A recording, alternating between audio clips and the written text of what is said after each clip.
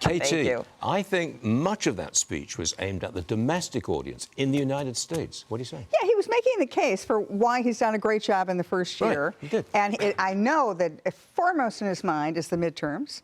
And will the American economy succeed quickly enough that the American people will vote for him, to vote to have the Republicans keep the House and the Senate?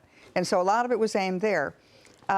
He did take his digs. He went through his greatest hits, you know, the most favored nation drug prices. So he's going to help the American people that way. I've rebuilt the military. NATO is freeloaders, and tariffs have been freeloaded. They've been freeloading us on trade, too. And he's going to fix the housing market. He's going to fix the housing market. Much lower interest rates.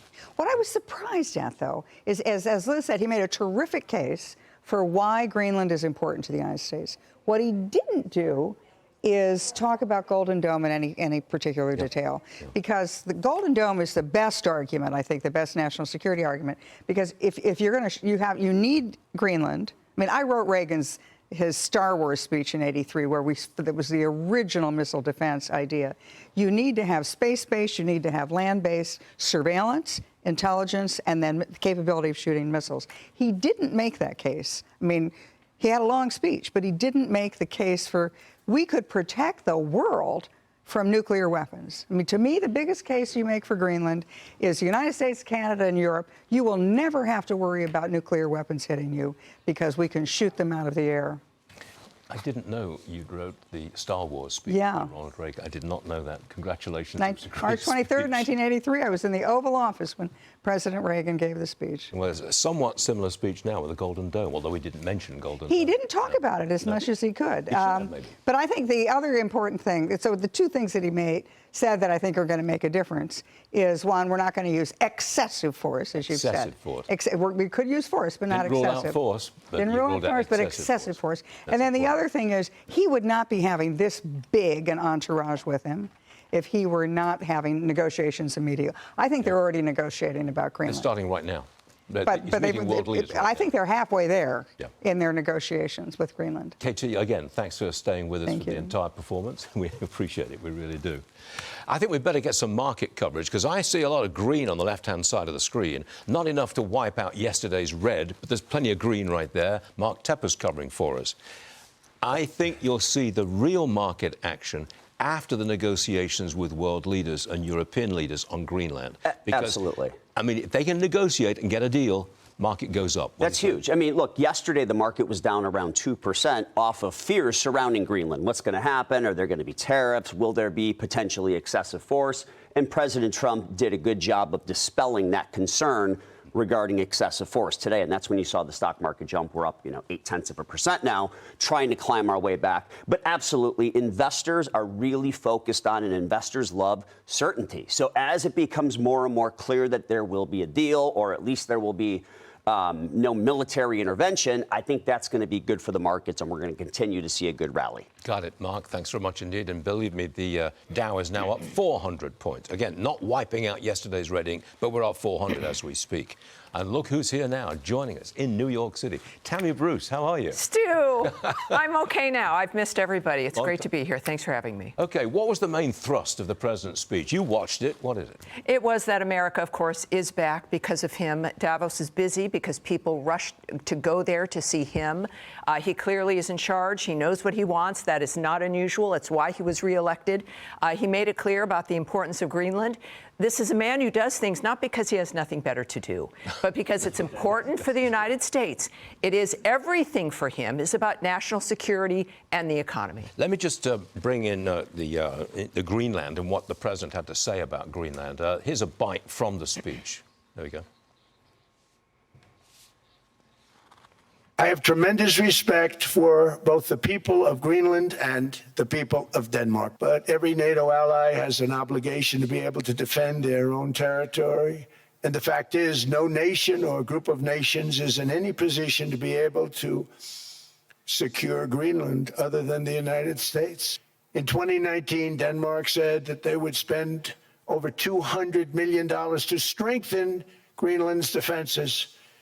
But as you know, they spent less than 1% of that amount. That's the reason I'm seeking immediate negotiations to once again discuss the acquisition of Greenland by the United States. just as we have acquired many other territories throughout our history, as many of the European nations have. They've acquired. There's nothing wrong with it. Immediate negotiations to negotiate the acquisition of Greenland. He's not backing down. It's the Europeans who've got to back down. Well, indeed, and he's made this very clear, transparently to the world with his comments. This is not a surprise. As a matter of fact, America's been trying to get Greenland for 100 years or more. This is not a new idea, so to speak, but the situation is new. Obviously, ballistic missiles from Russia would have to go over Greenland. And I would encourage everyone, it's one thing to look at a flat map.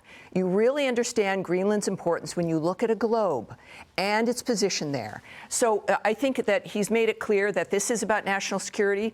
It is obvious that's the case. And as a matter of fact, and I think he mentioned this in his speech, during World War II, they lost Greenland as the Nazis were moving through Europe, and we protected it. We got things back. We can't rely on that. And Denmark is pulling back already. The fact of the matter is this is a genuine threat. The Greenlanders know it. We know it. And President Trump will do whatever it takes to secure this nation and to move forward a national security that cannot be reversed. We saw what happened with the last administration. President Trump inherited a world on fire. And he also mentioned the United Nations. So I'm the deputy representative with Mike Waltz, who's the ambassador for the U.S. mission to the UN. The president knows it can work. We should be able to participate. The UN should be able to assist the president's efforts. They're doing so with Gaza, with the Gaza resolution, and that is the role that they can play from this point forward. But Tammy, the Board of Peace, yes, which they proposed to set up, which is being set up, yes, isn't that just an alternative to the United Nations? No, I hear that that's a narrative that's out there, but this is complementary, just like the G20. No one's thinking, well, the G20 is like an alternative to the UN.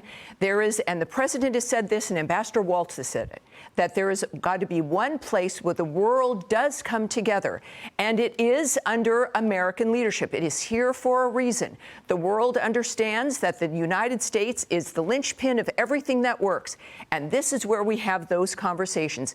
It's invaluable, but not in its current condition. We are committed to reforming it, and the UN knows it needs to be reformed as well. Can I just break away back to the market with you, Mark? I'm waiting to see any results, any leaks from these meetings, negotiations with world leaders.